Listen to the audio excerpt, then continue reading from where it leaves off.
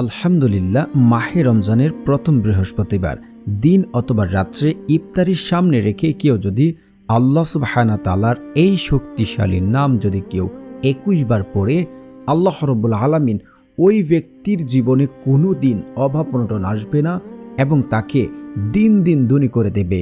তার যদি কোটি থেকে কোটি টাকাও ঋণ থাকে, পাহাড় সম পরিমাণ ঋণ থাকে, আল্লাহ সুবহানাহু ওয়া তাআলা তা মুহূর্তের মধ্যে দূর করে দেবে। সে যদি দুনিয়ার কঠিন থেকে কঠিন বিপদে পড়ে থাকে, আল্লাহ রাব্বুল আলামিন কুদরতিভাবে তাকে পথ দেখিয়ে দেবে সে বিপদ থেকে উদ্ধার হওয়ার জন্য। শুধু আপনাকে ইফতারের সময় এই সঠিক নিয়মে, সঠিকভাবে, সঠিক পদ্ধতিতে আপনাকে আমল করতে হবে। আপনার মনে যত কঠিন আশাই হোক না কেন, যত ন্যাক কঠিন আশাই হোক না কেন, আল্লাহ রাব্বুল আলামিন মুহূর্তের মধ্যে তা কবুল করবেন। যদি আপনার ভিডিওটা টেনে দেখেন, দেখার ফলে যদি কোনো পয়েন্ট মিস করেন, আপনাদের দোয়া কবুল হবে না। আমি ১০০ বার বলছি, আপনাদের দোয়া কবুল হবে না। তাই বলছি, না টেনে সম্পূর্ণ ভিডিও দেখার অনুরোধ রইল। আর যারা এখনও চ্যানেলটি সাবস্ক্রাইব করেননি, দয়া করে চ্যানেলটি সাবস্ক্রাইব করে পাশে থাকবেন। মাহে রমজান আর হচ্ছে বৃহস্পতিবার, আসমানের দরজা কিন্তু খোলা রয়েছে। আল্লাহ তাআলার কাছে যা দোয়া করবে তাই কবুল করা হবে। এই আমল যে ব্যক্তি করবে, তার ধন সম্পদ দিন দিন বৃদ্ধি হতেই থাকবে। সে নিজেও বিশ্বাস করতে পারবে না, সে কল্পনা করতে পারবে না, আশেপাশে মানুষও অবাক হয়ে যাবে যে তার ধন সম্পদ কিভাবে এত বাড়ছে। যদি আপনি ইফতার সামনে রেখে দোয়া করেন, একটি হাদিস রয়েছে যে ৩ শ্রেণীর ব্যক্তির দোয়া কখনোই ফেরত দেওয়া হয় না।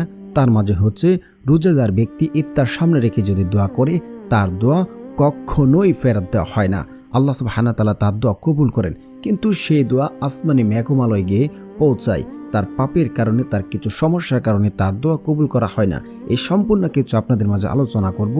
আল্লাহ রাব্বুল আলামিনের কাছে যেই পদ্ধতিভাবে, যে সত্র মেনে আপনি আমল করলে আল্লাহ রাব্বুল আলামিন সাথে সাথে দোয়া কবুল করবেন। কারণ আল্লাহ তাআলা পবিত্র কুরআনেই বলেন, তোমরা আমাকে ডাকো, আমি তোমাদের ডাকে সাড়া দেব। তোমরা আমার কাছে চাও, আমি তোমাদের দোয়া কবুল করব। তোমরা আমার কাছে দোয়া করো, আমি তোমাদের দোয়া কবুল করব। আল্লাহ তাআলা এইভাবে বলতে থাকেন।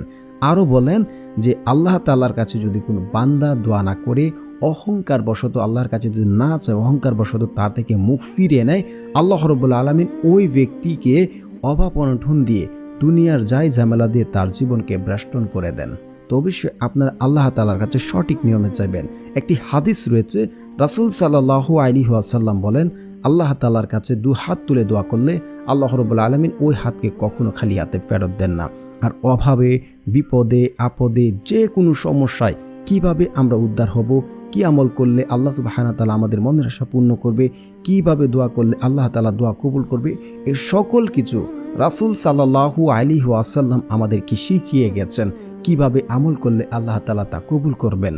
কিন্তু সমস্যা হচ্ছে আমরা অনেকে আমল করি, বিশ্বাস করে আমল করি, কিন্তু সমস্যা হলো আমরা কিছু নিয়মে ঘাটতি রাখি, আমরা কিছু সমস্যা রাখি, এর জন্য আমাদের দোয়া কবুল করা হয় না। তাই বলছি, সঠিক নিয়মে সঠিকভাবে আল্লাহ তাআলার কাছে চাইতে হবে, তাহলেই আপনার দোয়া কবুল করা হবে। আপনার দোয়া কখনোই বিফলে যাবে না। আপনি দোয়া এমন একটি ইবাদত, আপনি আমল করছেন, দোয়া করছেন, ১০০% গ্যারান্টি যে আপনার দোয়া কবুল করা হয়েছে, যদি আপনি শর্ত মেনে আমল করতে থাকেন, দোয়া করে থাকেন। যাদের দোয়া কখনোই কবুল করা হয় না, যেমন আপনি আমল করছেন, তাড়াহুড়া করছেন যে আমি কেন ফলাফল পাচ্ছি না, আমার দোয়া কেন কবুল করা হচ্ছে না, এমনটা যদি ভাবেন, আমল করে দোয়া করে, কখনোই না আপনার দোয়া কবুল করা হবে, কখনোই না। আপনি দোয়া কবুল পাবেন না, আপনার দোয়া কবুল হবে না। যদি আপনি এমনটা ভাবেন, তাড়াহুড়া করেন, কখনোই দোয়া করে, আমল করে তাড়াহুড়া করবেন না। আপনি বিশ্বাস রাখবেন আপনার দোয়া কবুল হয়েছে। তারপরে হচ্ছে, যে ব্যক্তি হারাম খাবার খাবে, তার দোয়া কবুল করা হবে না। যাদের দোয়া কবুল হচ্ছে না, যারা বলছে আমার দোয়া কবুল হচ্ছে না, তাদের দোয়া দেখুন কোনো সমস্যা রয়েছে কিনা, আপনি হারাম খাচ্ছেন কিনা, আপনি তাড়াহুড়া করছেন কিনা, সবচেয়ে কথা হচ্ছে আপনি বিশ্বাস করছেন কিনা, আমল দ্বারা কি ফলাফল পাওয়া যায়, আল্লাহ কি ধন সম্পদ বৃদ্ধি করবে। কুরআনে স্পষ্টভাবে বলা রয়েছে যে আল্লাহ তাআলার কাছে যদি আমরা ক্ষমা চাই, আল্লাহ তাআলার উপর আমরা তাওয়াক্কুল করি, তাহলে আল্লাহ রাব্বুল আলামিন আমাদের ধন সম্পদ, সন্তান সন্তুষ্টি বাড়িয়ে দেবেন। যারা বলেন এগুলা কি হবে, আল্লাহ কি ধন সম্পদ বাড়িয়ে দেবে, আপনি সূরা নূর আয়াত নাম্বার ১০ থেকে ১২ আপনার যাচাই করে দেখুন, আপনার চেক করে দেখুন আল্লাহ তাআলা কি বলেছেন পবিত্র কুরআনে। যা আল্লাহর উপরে তাওয়াক্কুল করবে, আল্লাহর কাছে ক্ষমা চাইবে, আল্লাহ সুবহানাহু ওয়া তাআলা তাদের ধন সম্পদ বাড়িয়ে দেন, তাদের সন্তান সন্তুষ্টি বাড়িয়ে দেন। আপনি বিশ্বাস করলে যা, না করলে তা। আল্লাহ তাআলা বলেছেন, আল্লাহর ওয়াদা কখনোই বরখেলাপ যায় না। আপনি বিশ্বাস করে আমল করলে যা, না করলে তা। আপনি বিশ্বাস করে আমল করবেন না, আপনি ফলাফল পাবেন না। বিশ্বাস করে আমল করুন, একিনের সাথে আমল করুন। সর্বোপরি হচ্ছে আল্লাহ তাআলার উপরে বিশ্বাস করে আমল করুন। তৃতীয়ত হচ্ছে আপনি আমল করছেন, পুনরায় পাপ কাজ করছেন। আপনি এখন আমল করছেন, আপনি অভাবে রয়েছেন, বিপদে রয়েছেন, টাকার দরকার, কিন্তু আপনি আবারও গুনাহগার কাজ করছেন, আল্লাহ তাআলার সাথে আপনি নাফরমানি করছেন, তাহলে আপনার দোয়া তো কবুল হবে না, আপনার দোয়া কবুল করা হবে না।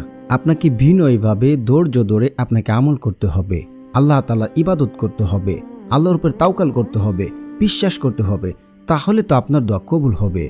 এইভাবে আমল করুন। এখন কথা হচ্ছে এগুলো সব কিছু আপনি মেনেছেন, আমলটি কিভাবে করবেন? ইফতারের সময় আমরা সবাই বসে থাকি, বসে অযথা কথাবার্তা বলি, কোনো দোয়া তো করি না, অযথা কথাবার্তা বলি, গুনার কাজ করতে অনেকেই করি, কিন্তু আমরা দোয়া করি কতজনে?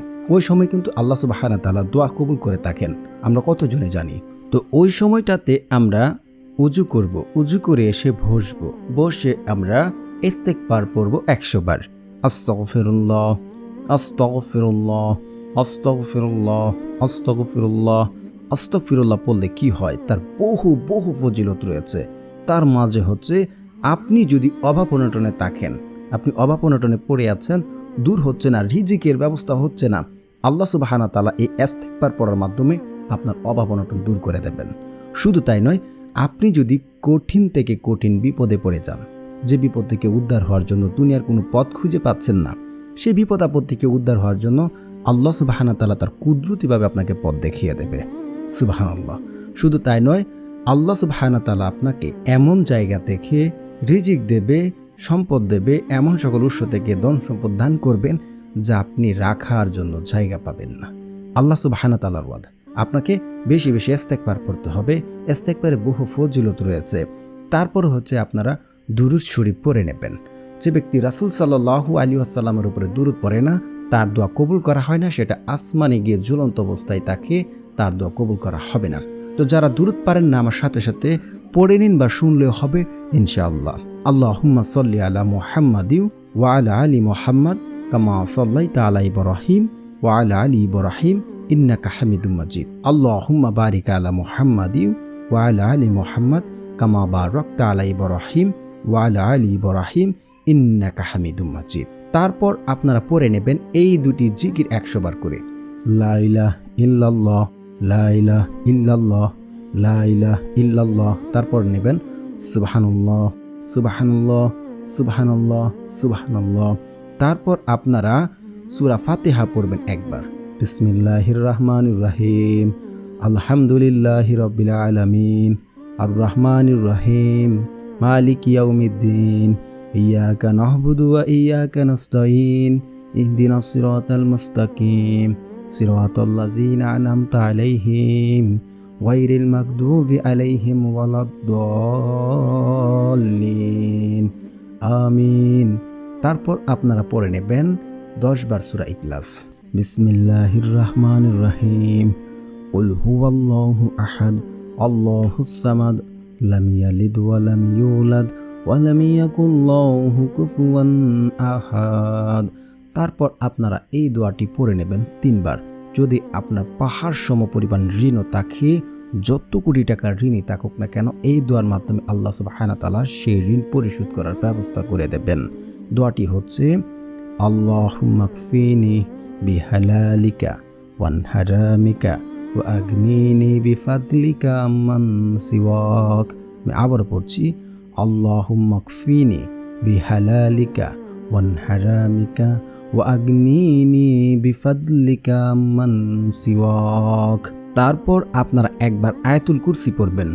আল্লাহু লা ইলাহা ইল্লা হুয়াল হাইয়ুল কাইয়্যুম, লা তাখুযুহু সিনাতু ওয়া লা নাওম, লাহু মা ফিস সামাওয়াতি ওয়া মা ফিল আরদ, মান জাল্লাযী ইয়াশফাউ ইনদাহু ইল্লা বিইজনিহি, ইয়ালামু মা বাইনা আইদিহিম ওয়া মা খালফাহুম, ওয়া লা ইউহিতুনা বিশাইইম মিন ইলমিহি ইল্লা বিমা শাআ, ওয়াসিয়া কুরসিয়ুস সামাওয়াতি ওয়াল আরদ ওয়া লা ইয়াউদু হিফযুহুমা ওয়া হুয়াল আলিয়্যুল আযীম। তারপর আপনারা আল্লাহ সুবহানাহু ওয়া তাআলার এই শক্তিশালী নামটি আপনারা 21 বার পড়বেন। তো প্রিয় বন্ধুরা, যারা আমার এই চ্যানেলটি সাবস্ক্রাইব করবেন তাদেরও মনের আশা পূর্ণ হবে, কারণ যাদের মন ভালো তারা অন্যদেরকে সহযোগিতা করেন এবং আল্লাহ সুবহানাহু ওয়া তাআলা তাদেরও মনের আশা পূর্ণ করে থাকেন। তো প্রিয় বন্ধুরা, আল্লাহ সুবহানাহু ওয়া তাআলার সেই পবিত্র নামটি হচ্ছে ইয়া মালিকু, ইয়া মালিকু, ইয়া মালিকু। এভাবে পড়ে আপনারা ইফতার সামনে রেখে আল্লাহ তাআলার কাছে 2 হাত তুলে দোয়া করুন, তারপর ফলাফল নিজ চোখে দেখতে পারবেন। একই এবং বিশ্বাস রেখে আপনাকে আমলটি করতে হবে। যদি আপনি বিশ্বাস করে আমলটি করেন, নিশ্চয়ই কনফার্ম হতে পারেন 100% আপনার দোয়া কবুল হবে। কারণ একটি হাদিস রয়েছে, বান্দা আল্লাহর প্রতি যেমন ধারণা রাখে আল্লাহ ঠিক তার সাথে তেমন আচরণ করে থাকে। আপনি যদি একই এবং বিশ্বাস করে আমলটি করেন, ইনশাআল্লাহ আপনারা ফলাফল পাবেন। এই বিশ্বাস রেখে ইফতার সামনে রেখে আপনার আমলটি করুন ইনশাআল্লাহ।